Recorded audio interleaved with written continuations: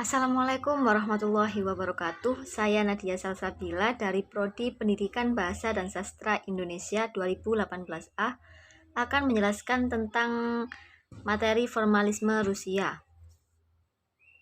Baik, langsung saja kita akan membahas tentang formalisme Rusia. Pada tahun 1919 sampai 1915 di Italia dan di Rusia muncul gerakan futurisme. Di sini gerakan futurisme itu adalah gerakan masa depan. Dari sinilah formalisme Rusia dilahirkan.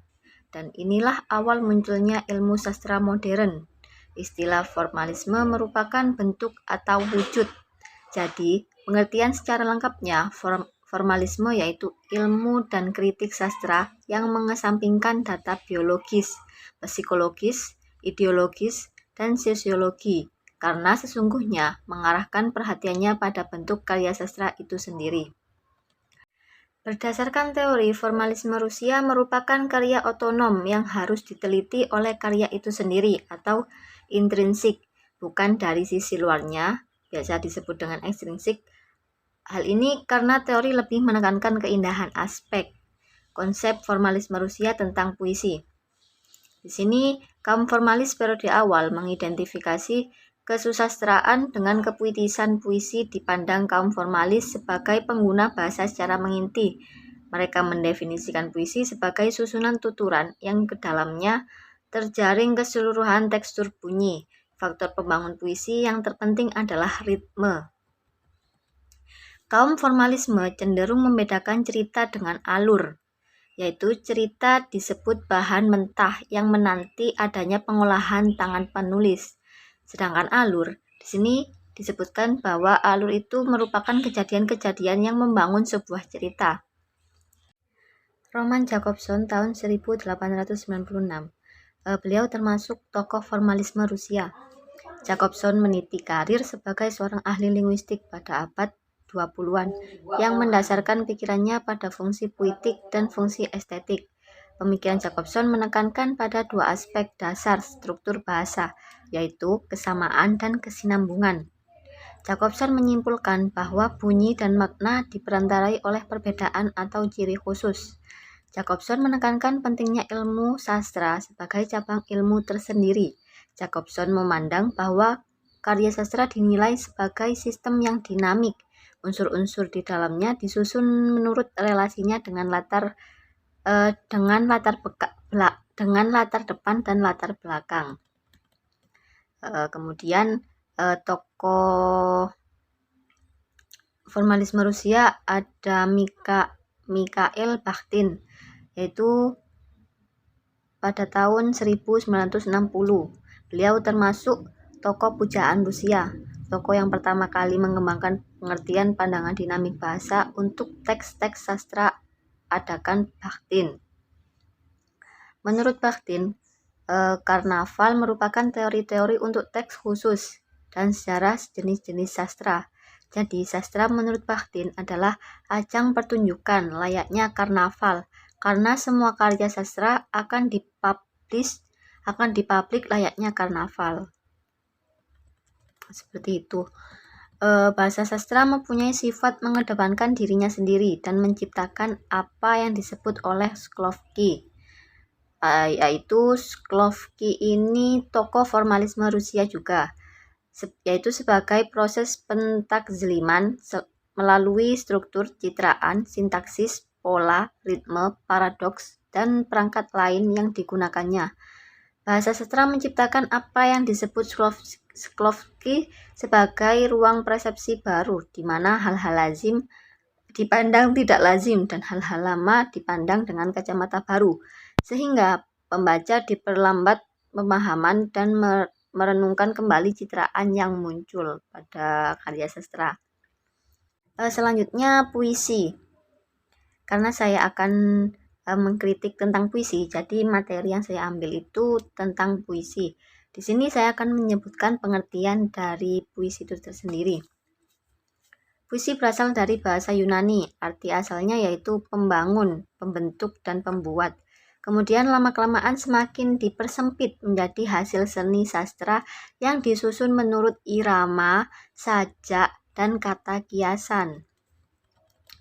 Vincil Coulter memberi pengertian puisi sebagai kata pot berasal dari bahasa Greek yang berarti membuat, menciptakan. Dalam bahasa Greek, pot berarti orang yang mencipta melalui imajinasinya. Sedangkan menurut Panuti Sujiman tahun 1990, halaman 64 mengatakan bahwa puisi adalah ragam sastra yang bahasanya terikat oleh irama, mantra, dan rima, serta penyusunan larik dan bait. Sedangkan menurut Abdul Rozak, Zaidah, Anita, dan Hania dalam Balai Pustaka tahun 1994 halaman 1509, puisi merupakan ragam sastra yang bahasanya terikat oleh rima dan tata puitika. Gubahan dalam bahasa yang bentuknya dipilih dan ditata secara cermat sehingga mempertajam kesadaran dan pengalaman dan membangkitkan tanggapan khusus lewat penata bunyi, irama, dan makna khusus. Dalam KBBI, puisi dimaknai sebagai ragam sastra yang bahasanya terikat oleh rima, matra, kemudian penyusun larik dan bait. Jadi dapat disimpulkan bahwa pengertian puisi ialah membangun seni sastra yang bahasanya terikat oleh irama, rima, serta penyusun larik dan bait dengan pencipta yang memiliki imajinasinya tersendiri, seperti itu. Baik, sekarang saya akan mengkritik puisi karya Chairil Anwar yang berjudul 1943. Saya bacakan puisinya terlebih dahulu. Racun berada di reguk pertama, membusuk rabu terasa di dada. Tenggelam darah dalam nanah, malam kelam membelam. Jalan kaku lurus, putus candu, tumbang. Tanganku menadah patah, luluh terbenam, hilang. Lumpuh, lahir, tegak, berderak, rubuh, runtuh, mengaum, mengguruh, menentang, menyerang, kuning, merah, hitam, kering, tandas, rata, rata, rata. Dunia, kau, aku, terpaku. Dalam puisi Chairil Anwar yang berjudul 1943, di sini termasuk puisi formalisme. Saya akan mengkritiknya. Di dalam puisi 1943 mengalami perubahan dari bentuk puisi yang mulanya masih terikat oleh aturan, tetapi pada puisi 1943 ini karya Chairil Anwar sudah tidak terikat oleh aturan lagi. Puisi 1943 termasuk puisi yang memiliki makna secara tidak langsung karena pada setiap baitnya hanya terdiri dari satu kata. Kemudian pada larik terakhir dari bait pertama dan kedua berisi dua kata.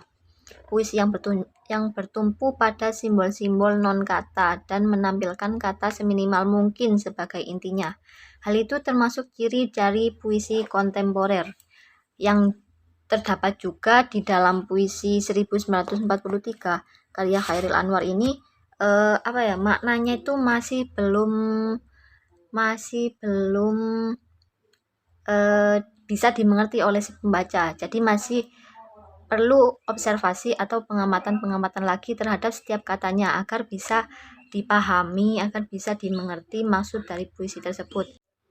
Puisi 1943 ini karya Chairil Anwar juga memiliki tipografi yang sulit dimengerti oleh pembaca. Jadi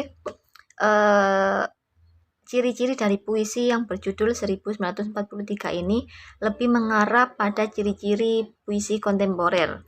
Seperti itu. Oleh karena itu saya mengambil judul puisi 1943 karya Chairil Anwar ini sebagai kritik formalisme Rusia. Baik, cukup sekian penjelasan dari saya. Mohon maaf atas atas kekurangan dan kelebihannya.